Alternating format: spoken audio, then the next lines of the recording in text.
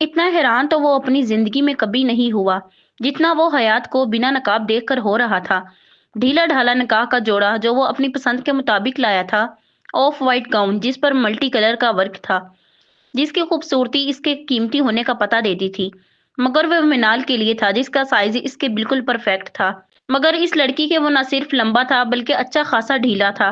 इसने कमर पर कोई बेल्ट बांधकर उसमें अड़सा हुआ था ताकि पैरों में ना उलझे। Oh my God! गुस्से में मैंने एक 16-17 साल की बच्ची से शादी कर ली। How did you do this Nobel Ahmad Khan? इतनी बड़ी गलती।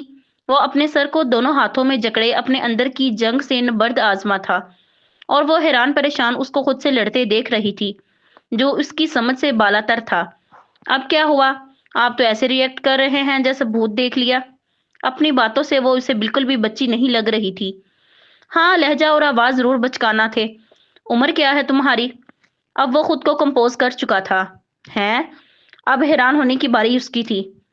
बताओ, उम्र क्या है तुम्हारी? अब की आवाज सर्द थी। 20 साल 5 महीने। व्हाट? तुम 20 साल की हो?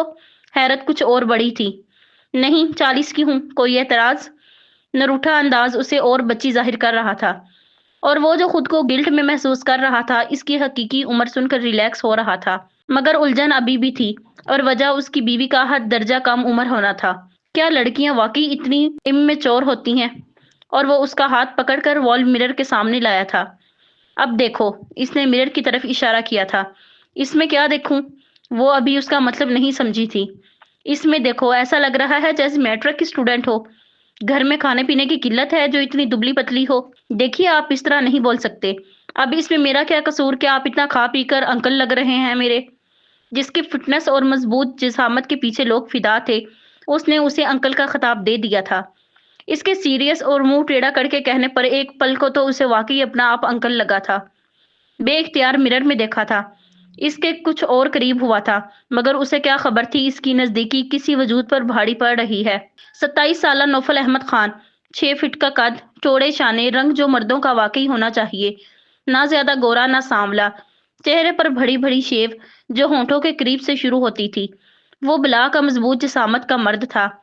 फिल्म इंडस्ट्री के हैंडसम हीरोज में शुमार होता था उसका, जिसकी बीवी उसे अंकल कह रही थी और इसकी बीवी जो इसके कंधे तक आ रही थी। इस ढीले ढाले और भारी लिबास में उसकी जिसामत जाहिर नहीं थी, मगर वो अंदाजा लगा सकता था कि काफी दुबली पतली है। गुलाबिया घुला गोरा रंग जिसकी वजह से होठ कुछ ज्यादा ही गुलाबी थे। लिपस्टिक से पाक गहरी ब्राउन आंखें जो बड़ी बड़ी होने की वजह से चेहरे पर नुमायां हो रही थीं। फूले हुए गाल, सतवा नाक, होठों के करीब नन्हा सा तिल। वो खूबसूरत नैन नकुश की मालिक थी और जो चीज इसने महसूस की वो काफी नर्वस हो रही थी, मगर जुबान से इस कमी को छुपाना चाह रही थी। वो इसकी झिझक की वजह जानने से कासिर था। सर झटक कर दोबारा अपनी जगह पर आ बैठा था। किसी लड़के पर इतना गौरव हिवस करना उसकी आदत नहीं थी, अब चाहे वो इसकी नई नवेली बीवी ही क्यों ना हो। चेंज करके आओ, खाना आ रहा है। वो जो अभी तक उसके करीब खड़े होने की वजह से नर्वस थी, चेहरा सुर्ख हो रहा था, जो कोशिश के बावजूद भी नॉर्मल नहीं हो रहा था। फौरन सामने नजर आते कमरे की तरफ बढ़ी थी। रुको, ये मेरा रूम है। तुम इसके राइट साइड वाले रूम में जाओ। और हाँ, अंदर क्या तुमने मैजिक से अपना सामान पहुंचाया है? और वो जो भागने की जल्दी में थी माथा पीट कर रह गई थी। या अल्लाह, प्लीज मेरे खौफ का भरम रखना, नहीं तो ये मुझे खूब डरा के रखेंगे। जासूसी नॉवेल्स में कितनी बोल्ड लड़कियां होती हैं जो इन जैसे हट्टे कट्टे लड़कों की भी बैंड बजा देती हैं और करीब आने पर मेरी तरह नर्वस भी नहीं होती। आज फिर से पूरी नावल पढ़ूंगी, हिम्मत मिलेगी खुद की सेफ्टी की। खुद से बड़बड़ाती अपने सामान की ट्रॉली घसीटती उसी रूम में दाखिल हो गई जिसकी तरफ इसने इशारा किया था। अजीब लड़की है, वो इसको बड़बड़ाते देखकर खुद भी बड़बड़ाया था। क्या हुआ अम्मा, इतनी उदास क्यों बैठी हैं? राबिया बेगम जो अपने घर के लिए जा रही थी, गैलरी में अपनी माँ को उदास देखकर उनके पास आकर बैठ गई थी। कैसी उदासी राबिया? ये तो गम का पहाड़ है जो मेरे दिल पर रख दिया गया है। हमने अपने दोनों बच्चों को हराम से इस तरह बचाया है जैसे इससे बड़ा मोजी मर्ज कोई नहीं। और आज मेरी बच्ची ऐसे शख्स के निकाह में गई है जिसका ओढ़ना बिछोना खाना पीना रहना सहना सब हराम है। बेशक हमने अपने दोनों बच्चों को अपने लिए जीना सिखाया है, हालात को अपने हक में करने के तरीके अजबर करवाए हैं, फिर भी हयात को जिस तरह अब तक रखा गया है इसमें किसी हद तक बचपना है। उसे हराम हलाल की समझ है, गलत पे खामोश नहीं रहती, हर हाल में जीना जानती है। کسی حد تک حالات کو اپنے حق میں کر لیتی ہے، صحیح پہ ڈٹ جاتی ہے، کیوں اسے ہم سب کے اس کے ساتھ ہونے کا یقین ہوتا ہے، مگر اب وہ اکیلی ہے، کس طرح اس دلدل میں اپنی حفاظت کرے گی؟ بس اللہ ہی مددگار ہے اس کا۔ حیات کی محبت ان کے لفظ لفظ میں تھی، اتنی محبت تو شاید انہیں اپنی اکلوتی بیٹی اور بیٹے سے بھی شاید ہی ہو، نہ منال سے اور نہ اپنے دونوں نواسوں سے، جن میں ان کا ایک پوتا بھی بن بیٹھا تھا، مگر حیات تو ان کی حیات ہی تھی، اور اپنی حیات ہر کسی کو عزیز ہوتی ہے۔ جس اللہ کے بھروسے آپ نے اپنے اسے چھوڑا ہے، کیا اس کا سہارا آپ لوگوں کے سہارے سے بہتر نہیں؟ کیا ہوا جو آج ہمارے ارادوں اور چاہتوں کے بغیر، اس میں اللہ کی کوئی مرضی نہیں ہوگی کیا؟ حالانکہ اس کی مرضی کے بغیر ایک پتا بھی نہیں ہلتا، اور حیات جیسی لڑکی کے ساتھ یہ حادثہ ہونا، کیا پتا اس میں اللہ کی کیا حکمت تھی۔ آپ تو ہر حال میں اللہ سے راضی رہنے والی تھی۔ رابعہ بیگم کی بات پر انہیں ایسا لگا تھا جیسے کسی نے انہیں غموں کی زنجیر سے آزاد کر دیا ہو۔ کیا واقعی اللہ سے بہتر مددگار بھی ہے کوئی؟ تو نے تو بڑا بوجھ اتار دیا رابعہ، کیسی نری نشکری ہو گئی تھی کہ اللہ کی رحمت کو ہی بھول بیٹھی۔ یہ اللہ کا فیصلہ تھا، اس کی مرضی کے بنا تو کوئی پتا بھی نہیں ہلتا۔ اب تو بس اللہ سے یہی دعا ہے، جس آزمائش کے لیے اللہ نے ہمیں چنا ہے اس میں کامیابی دے عافیت کے ساتھ۔ ان کی دعا پر رابعہ بیگم نے زیر لب آمین کہا تھا۔ آنکھیں اپنی بیٹی کے لیے نم ہوئی تھیں، جس کی ابھی تک کوئی خبر نہیں آئی تھی۔ 2 گھنٹوں سے نکلے ہوئے تھے ان کا بھائی اور بیٹا، مگر مجھے پتا ہے رابعہ تیری آنکھوں میں آنسوؤں کا سبب۔ جس طرح مجھے تسلی کے الفاظ کہے، میں تجھے وہی الفاظ لوٹاتی ہوں۔ جو حیات کا رب ہے وہی منال کا بھی ہے، مگر اماں حیات جیسی نہیں ہے منال۔ مجھ سے اس کی پرورش میں لاپرواہی ہو گئی ہے، اور میری اس لاپرواہی نے میری بچی کو اپنے لپیٹ میں لے لیا۔ مگر اماں، میری بچی کردار کی کمزور نہیں ہے، وہ اتنی آزاد خیال ہونے کے باوجود کبھی غلط راستے پر نہیں گئی۔ ہم سب کے سامنے اس کی زندگی کھلی کتاب ہے، اور شاید ہم اسی لیے اس پر کوئی رو ٹوک نہیں کر پائے۔ شاید کرتے تو نوفل احمد خان ہماری زندگی میں تباہی مچانے نہیں آتا۔ پتہ نہیں میری بچی کس حال میں ہوگی، کہیں کچھ غلط۔ اتنا کہہ کر ہی اپنی ماں کے آغوش میں بلک بلک کر روک دی تھی۔ صبر کر، اللہ سب سے بڑا محافظ ہے، ماں کی دعائیں رد نہیں کرتا وہ۔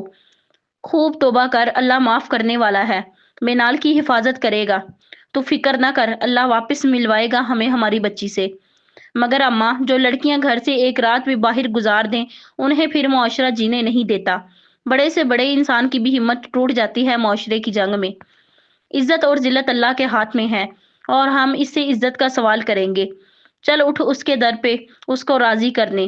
اپنی بیٹی کا ہاتھ پکڑ کر اٹھایا تھا اور نماز کا ارادہ کر کے کمرے کی طرف بڑھ گئی تھی، اور رابعہ بیگم سوچ رہی تھی کہ ماں کا وجود ہم ہر عمر کے بچے کے لیے نعمت ہوتا ہے، ایسا سایہ دار درخت جو بنا غرض کے سایہ دیتا ہے۔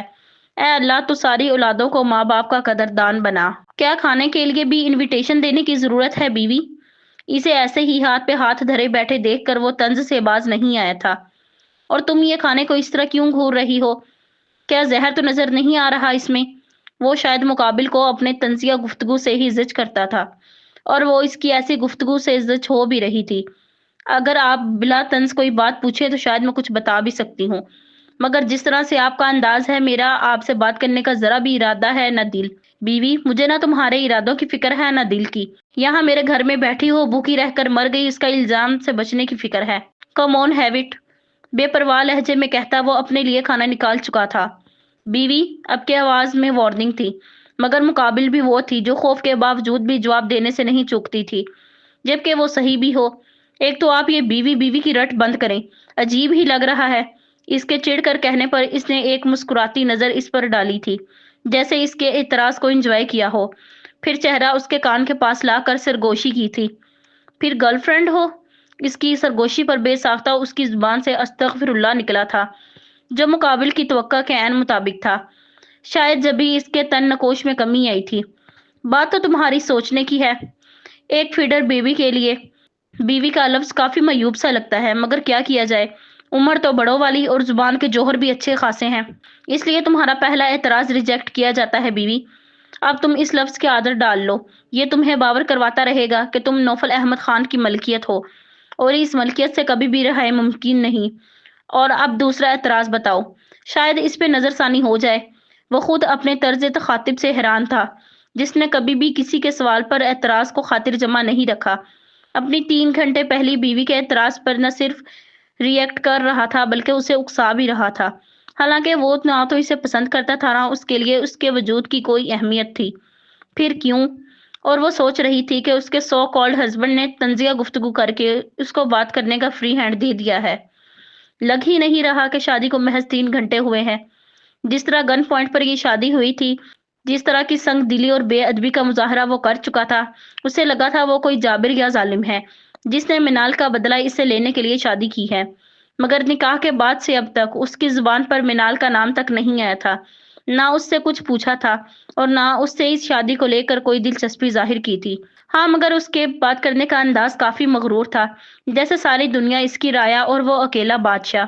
اور جس طرح وہ 3 گھنٹوں میں بار بار بیوی کہہ کر اپنی اہمیت جتا چکا تھا، اس سے وہ سمجھنے سے قاصر تھی۔ آیا اس کے دل و دماغ میں کیا چل رہا ہے؟ جو اس نے کیا، اس کی وجہ کیا ہے؟ جس شخص کو نہ کبھی دیکھا نہ جانا ہو، جس کی رسائی اس کی سوچ تک میں نہ رہی ہو، اس کی بیوی بن کر 3 گھنٹوں میں اس کے طنز کا بھرپور جواب دے رہی تھی۔ جو بھی تھا، مگر اب وہ اس سے خوف زدہ نہیں رہی تھی۔ بیوی، یہ بڑا مشکوک لگے گا کہ ڈاکٹر کے پاس 3 گھنٹے کی دلہن کو لے جا کر کہا جائے کہ نکاح کے بعد سے میری بیوی کو وقت اور جگہ کا خیال کیے بغیر خیالوں میں گم ہونے کی بیماری لگ گئی ہے، جس کا دورہ دن میں نہ جانے کتنی بار پڑتا ہے۔ یا اللہ، اس کے تن سے اب وہ واقعی عاجز آ گئی تھی۔ بات یہ ہے کہ میں یہ کھانا نہیں کھا سکتی، آخر اکتا کر کہہ دیا۔ اس میں واقعی زہر نہیں ہے بیوی، دیکھو میں کھا چکا ہوں اور ابھی تک زندہ بھی ہوں، تم بھی زندہ رہو گی، اور ویسے بھی تمہاری طرف جتنے حساب نکلتے ہیں ان کا حساب لیے بغیر میں تمہیں مرنے بھی نہیں دوں گا۔ سو اب میں تم سے اتنی بحث کر کے فیڈ اپ ہو گیا ہوں۔ ٹھنڈا ہو چکا ہے کھانا اور یہاں گرم کرنے کو کچھ بھی نہیں۔ اب جیسے کھاؤ، آئی ڈونٹ کیئر۔ بے پرواہ سرد لہجے میں کہتا وہ اٹھنے کو تھا جب وہ اس کی آواز سن کر پھر سے بیٹھ گیا تھا۔ اگر آپ کے لیے ممکن ہو تو میرے پیسوں سے میرے لیے کھانا منگوا دیجیے۔ واٹ؟ غیر متوقع بات پر حیرت یقینی تھی۔ دیکھو بیوی، تم سے کسی نے غلط کہا ہے کہ نوفل احمد خان کسی کے ناز نخرے اٹھا سکتا ہے۔ سو بلا چوچڑا کیے کھانا کھاؤ اور سو جاؤ، یہی آج تمہارے حق میں بہتر ہے۔ سرد لہجہ کچھ اور سرد ہو چکا تھا۔ بولو، کیوں نہیں کھا سکتی یہ کھانا؟ اسے ویسے ہی بیٹھے دیکھ کر اس کا دماغ پھر سے خراب ہونے لگا تھا۔ 3 گھنٹوں میں وہ اتنا تو سمجھ گیا تھا کہ یہ چھٹانگ بھر کی لڑکی کوئی سیدھی سادی نہیں ہے، کیونکہ میری پرورش میں میرے اندر ہر لقمہ حلال کا گیا ہے، اور آپ کو جو پروفیشن ہے اس میں حلال کا ہے بھی نہیں ہے۔ یہ کام بھی حرام ہے، اس کی کمائی بھی حرام، اس کمائی سے خریدی گئی ہر چیز حرام۔ آپ جس دنیا سے بلونگ کرتے ہیں وہاں جائز ناجائز کا فرق مٹا ہوا ہے۔ میں اگر اپنے دل کو مار کے اس کھانے کو کھا بھی لوں تو پھر میرا سکون چلا جائے گا۔ معافی چاہتی ہوں، ایسا کہنا نہیں چاہتی تھی، مگر آپ کی طنزیہ گفتگو اور مزید کیوں جیسے سوالات سننے کا حوصلہ نہیں ہے، کیونکہ میں آج صبح سے بھوکی ہوں۔ وہ بغیر اس کی طرف دیکھے جلدی جلدی بول کر ایسے خاموش ہو گئی تھی جیسے الفاظ کا ذخیرہ ختم ہو گیا ہو، اور اس کے الفاظ نے نوفل احمد خان کو کس قیامت سے دو چار کیا تھا اس کا اس کو ادراک بھی نہیں تھا۔ کیا کیا نہ یاد آیا تھا اسے۔ حرام حرام کی بازگشت نے اس کے دل دماغ پر کیسے ہتھوڑے برسانے شروع کیے تھے۔ جب کافی دیر تک اس نے کوئی جواب نہیں دیا تو ڈرتے ڈرتے اس کی طرف نظر کی تھی اور دھک سے رہ گئی تھی۔ چہرے پر انتہا سے زیادہ پتھریلا پن، ٹیبل پر رکھے ہاتھ کی مٹھیاں اتنی زور سے بھینچی ہوئی تھیں کہ اگر کوئی چیز مٹھی میں ہوتی تو چکنا چور ہو جاتی۔ وہ کھانے کو بنا پلک جھپکائے گھور رہا تھا، اور وہ جو اس کے پتھریلے چہرے کو دیکھ کر خوف زدہ ہو رہی تھی، اس کے اگلے اقدام سے چیختی ہوئی کرسی سے کھڑی ہوئی تھی، کیونکہ وہ پورا ٹیبل کھانے سمیت الٹ چکا تھا اور بہت ہی جارحانہ انداز میں اس کی طرف بڑھا تھا۔ اس کے دونوں بازوؤں کو اپنے آہنی ہاتھوں میں جکڑا تھا اور اتنا قریب کیا تھا کہ اس کی گرم سانسیں اس کے چہرے کو جھلسا رہی تھیں۔ اگر میرے سوال نے دوبارہ یہ لفظ استعمال کیے تو پھر کوئی اور لفظ کبھی نہیں بول پاؤ گی، سمجھی؟ آخری لفظ چلا کر بولتا ایک جھٹکے سے اس کو چھوڑ کر اپنے کمرے کی طرف بڑھ گیا تھا۔ دروازہ اتنی زور سے بند کیا تھا کہ وہ ایک بار پھر دہل گئی تھی۔ یا اللہ رحم! اللہ، کیا میں نے کچھ غلط کہا؟ اگر آج کھا لیتی تو ایمان کی کمزوری پر قابو کیسے پاتی؟ اب ایسا بھی کچھ نہیں کہا تھا جو شیر نے اپنی دھاڑ سے معصوم کو ڈرا دیا۔ کچھ تو گڑبڑ ہے، یہ تو جاسوسی ناولوں جیسا ہو گیا۔ اف، نوفل احمد خان کا راز۔ بڑی مشکل سے اس نے ٹیبل کو سیدھا کیا تھا۔ جو بھی تھا وہ رزق کی ایسی بے حرمتی پر افسردہ تھی۔ ٹیشو سے فرش کو صاف کیا تھا۔ یا اللہ، ابھی تک دل دھک دھک کر رہا ہے۔ کتنے خوفناک ہیں یہ، کب سے طنز پر طنز کیے جا رہے تھے۔ میں نے کہہ دیا تو مرچی لگ گئی۔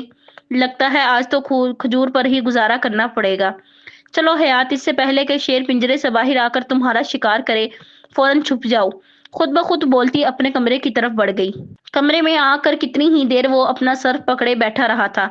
वो जानता था वो गलत इंडस्ट्री में है, मगर फिर भी वो ये अल्फाज अपनी जिंदगी में अपने लिए कभी नहीं सुनना चाहता था।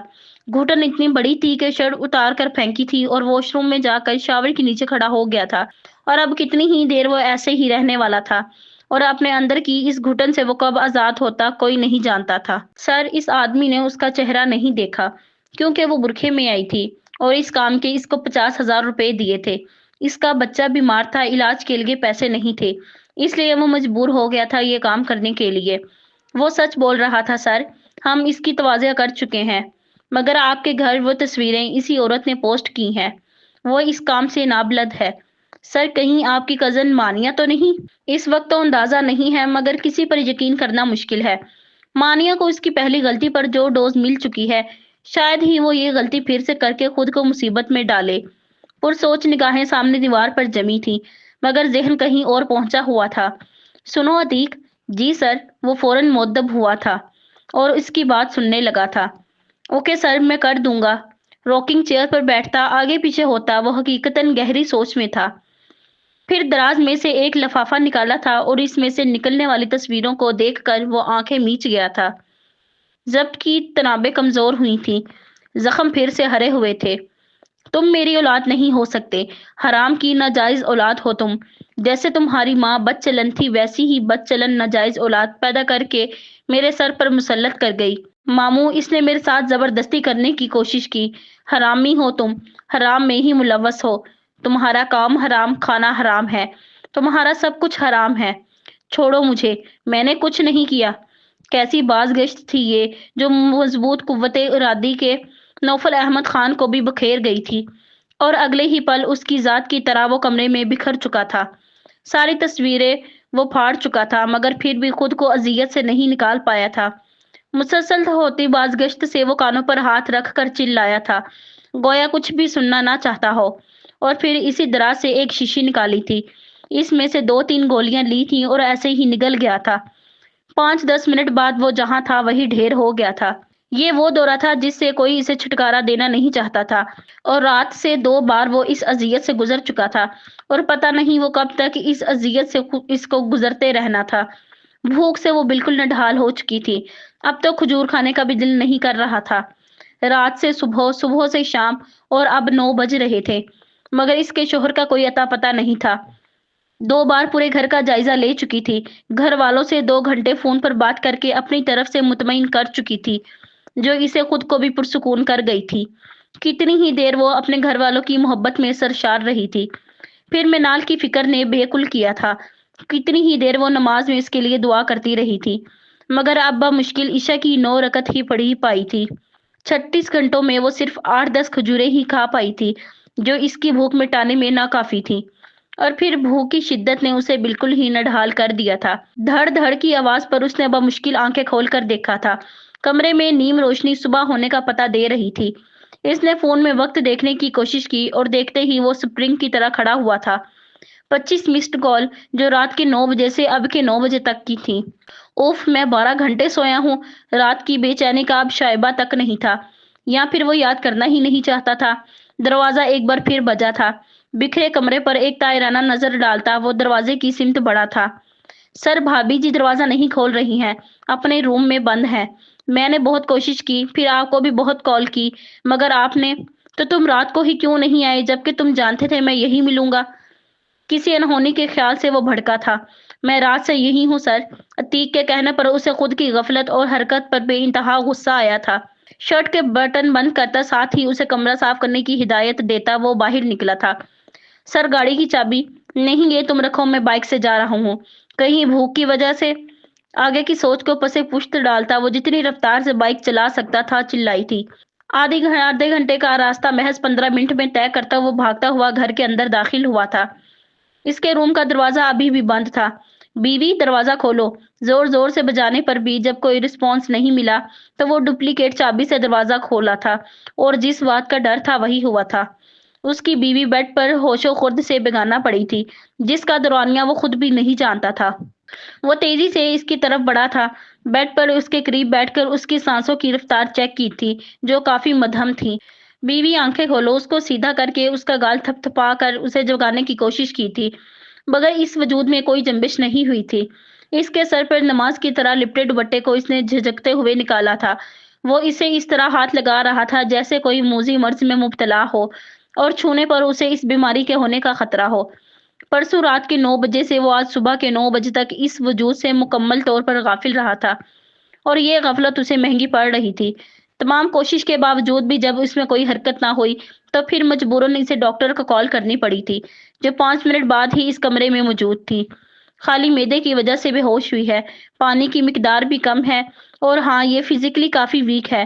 تم نے غلط کیا نوفل، اس سے غفلت برت کر۔ مانا کہ بہت بڑے فلم سٹار ہو، وقت کی کمی ہے تمہارے پاس، مگر یہ لڑکی بیوی ہے تمہاری، اس کے لیے تمہیں اپنے کام کو بھی اگنور کرنا پڑ سکتا ہے۔ دیکھو کتنی معصوم اور پیاری، کتنی کم عمر ہے۔ ڈاکٹر عائشہ نے لتاڑتے ہوئے اس کی طرف دیکھا تھا اور ٹھٹکی تھی، کیونکہ وہ ان کی موجودگی کی پرواہ کیے بغیر اپنی بیوی کو یک ٹک تک رہا تھا، بنا پلک جھپکائے۔ مگر ان نگاہوں میں کیا تھا وہ جان نہیں پائی تھی۔ ہم 2 مہینے کے لیے لندن کیا گئے، تم شادی بھی کر چکے۔ کل ہی تو عتیق نے ان کی واپسی کی اطلاع دی تھی۔ اسے جبھی ایمرجنسی میں اس نے انہی کو کال کی تھی۔ وہ 40-45 سال کی ایک اچھی عورت تھی، جو اسی بلڈنگ کے 7ویں فلور پر رہتی تھی، اور وہ کچھ سال پہلے ہی کافی عرصے تک ان کے شوہر کے زیر علاج رہا تھا، اس لیے اس سے ان کی خاصی پہچان تھی۔ اتفاق سے آج ہاسپٹل نہیں گئی تھی، اس لیے اس کے کال کرنے پر فوراً آئی تھی۔ یہ ہوش میں کیوں نہیں آ رہی ہے ڈاکٹر عائشہ؟ اس پر سے نظر ہٹائے بغیر ہی پوچھا تھا۔ اس کے لہجے میں اپنی بیوی کی فکر محسوس کر کے ڈاکٹر عائشہ کے چہرے پر مسکراہٹ آئی تھی۔ آ جائے گی، 7-8 گھنٹوں کی بے ہوشی ہے، نروس سسٹم سست ہو گیا ہے، انجیکشن دیا ہے، 10-15 منٹ میں ہوش آ جائے گا۔ تم جب تک کھانے کا انتظام کرو، اور اب جب بیوی لے آئے ہو تو کچن کو بھی آباد کرو۔ خود تو باہر سے کھا لیتے ہو، بیوی کو ایسے ہی بھوکا مارو گے؟ وجود دیکھو اس کا، 15-16 سال کی بچی جتنا ہے۔ ذمہ داری لی ہے تو کوتاہی مت کرو۔ ویسے بہت اچھا لگا، کوئی تو آیا تمہاری زندگی میں جس کی پرواہ تمہارے چہرے سے ظاہر ہو رہی ہے۔ کیا بہت پیار کرتے ہو اس سے؟ ان کے سوال پر اس نے اپنی نظروں کا ارتکاز توڑا تھا، اور ان کے سوال کو بالکل نظر انداز کرتا اس سے ان کے سفر کے متعلق پوچھنے لگا تھا۔ ٹھیک 15 منٹ بعد بے ہوش وجود میں جنبش ہوئی تھی، اور وہ ایک لمحے کی بھی تاخیر کیے بغیر اس کی طرف متوجہ ہوا تھا، جو دھیرے دھیرے آنکھیں کھول رہی تھی۔ اس نے اسے سہارا دینے کے لیے ہاتھ بڑھایا تھا، جسے وہ نظر انداز کرتی خود بیٹھنے کی کوشش کر رہی تھی۔ وہ لب بھینچتا ہاتھ پیچھے کر چکا تھا۔ کمرے میں تیسرے وجود کی موجودگی پر وہ ٹھٹکی تھی۔ سوالیہ نظریں اپنے شوہر کی طرف اٹھی تھیں، جنہیں اس نے نظر انداز کر کے کچھ دیر کا شاید بدلہ چکایا تھا۔ ڈاکٹر عائشہ دونوں کی آنکھ مچولی کو سمجھتی خود ہی اس سے تعارف کروانے لگی تھی۔ وہ ان دونوں کو باتیں کرتا چھوڑ کر عتیق کی کال پر باہر چلا گیا تھا۔ 5 منٹ بعد اس کی واپسی انواع قسم کے کھانوں کے ساتھ ہوئی تھی۔ ڈاکٹر عائشہ نے چکن گارلک سوپ اس کے سامنے رکھا تھا۔ اس کی نظریں بے اختیار نوفل کی طرف اٹھی تھیں، جو بالکل اس کے قریب ڈاکٹر عائشہ کی وجہ سے بیٹھا تھا۔ ان نظروں کا سوال سمجھتے ہوئے اس نے خود کو کنٹرول کیا تھا۔ ایک نظر ڈاکٹر کی طرف ڈالتا وہ اس کے کان کے قریب جھکا تھا۔ فلمی دنیا کی کمائی کا نہیں ہے، تمہارے مطابق بالکل حلال کا کھانا ہے۔ تفصیل بعد میں جان لینا، کیونکہ نوفل احمد خان جھوٹ نہیں بولتا۔ سو بغیر کسی نخرے کے کھانا کھاؤ، ورنہ میں ڈاکٹر کا لحاظ کیے بغیر یہ سارا کھانا زبردستی تمہیں اپنے ہاتھوں سے کھلاؤں گا۔ یقیناً اتنا تو تم جانتی ہی ہو مجھے، دھمکی آمیز لہجے میں کہتا وہ اطمینان سے پیچھے ہوا تھا۔ تینوں نے ساتھ کھانا کھایا تھا، اس نے زبردستی ڈاکٹر عائشہ کو بھی روک لیا تھا، اور وہ نوفل کی وجہ سے اسے انکار نہیں کر پائی تھی۔ ڈاکٹر عائشہ ان دونوں کو صحت کے متعلق لاپرواہی کے نقصان اور خیال رکھنے کی اچھی خاصی تاکید کر کے جا چکی تھیں، اور وہ جو ان کو دروازے تک چھوڑنے آ گیا تھا ان کی آخری نصیحت پر لب بھینچ گیا تھا۔ یہ سب تمہارے لیے ہی ہے بیوی۔ وہ جو کچن میں کھڑی حیران نظروں سے کچن میں پھیلے سامان کو دیکھ رہی تھی، آواز پر بری طرح چونکی تھی، اور پلٹ کر اس کی طرف دیکھا تھا، جو اب کچن کے دروازے سے ٹیک لگائے، ہاتھ سینے پر باندھے، اسی پر نظریں جمائے کھڑا تھا۔ اب نوفل احمد خان کو یہ گوارا بالکل نہیں کہ اس کی بیوی گھر میں تو اسی کے رہے مگر خرچ اپنا کرے۔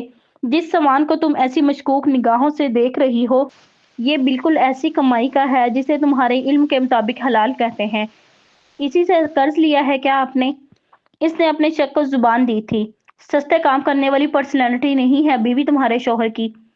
चलो तुम्हें बता दूं कि पैसे कहाँ से आए हैं। फिल्मों में आने से पहले मैंने एक गवर्नमेंट्स की कंपनी में जॉब की थी। इस वक्त वो कंपनी क्राइसिस में थी। वर्कर्स को 6-7 महीने की सैलरी नहीं दी गई थी। गालिबन अब से 4 साल पहले। जब मैं इस इंडस्ट्री में आया तो मैं वहां से बिना सैलरी लिए ही आ गया था। अब वो कंपनी अपनी असल हालत में है तो मैंने वो रकम ले ली जो कि 3 लाख पर मुश्तमिल है। अब चूंकि मुझे हलाल का फोबिया नहीं है तो रकम मेरे लिए कोई मायने नहीं रखती। ये 50,000 का तुम्हारा किचन खर्च इसलिए ताकि इस रकम में तुम ज्यादा वक्त गुजार सको। और ये 2.5 लाख रखो अपने पास। जितनी तुम्हारी खुराक है, जो तुम्हारी बुनियादी जरूरतें हैं, 3-4 महीने आराम से गुजर जाएंगे। और इसी रकम से इस घर के पानी की कीमत देकर उसे भी हलाल करवा लेना। अपनी जेब से नोटों की गड्डी निकाल कर उसके हाथ पर रखता, वो एक नजर बुत बनी अपनी बीवी पर डालता, पलट कर जा चुका था। कितनी ही देर वो साकित खड़ी रही थी। या अल्लाह, क्या था ये? इनका असल रूप कौन सा है अल्लाह?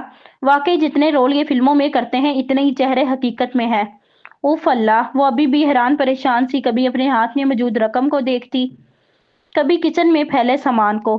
कांच का dinner set, T set, gas cylinder के साथ मिक्सर, जूसर और डिगर खाने पकाने का सामान राशन के साथ। इसने एक बार फिर अपने हाथ में देखा था, फिर किचन पर नजर डाली थी और अगले पल इस इंसानों से खाली घर में उसका कहकहा गूंजा था। उसे खुद अंदाजा नहीं था कि वो कितना हंस रही है। बार बार देखने का अमल दोहराती वो अब हंसी से लोटपोट होकर हाल में पड़े सोफे पर आलती पालती मारकर बैठ गई थी और अपने घर फोन लगाकर अपनी जान यानी दादी को आज की रोदात सुना नॉन स्टॉप बयान करने लगी थी। बार बार हंसी के फवारे से पता चल रहा था कि इधर भी इस खबर से मौसम खुशगवार हुआ था। वो ये भी भूल चुकी थी कि इसकी शादी किस तरह हुई है। आज वो कितने वक्त के बाद इस तरह खुलकर हंस रही थी। उसे अपने शोहर से इस अनायत की हरगिज भी तो उम्मीद नहीं थी।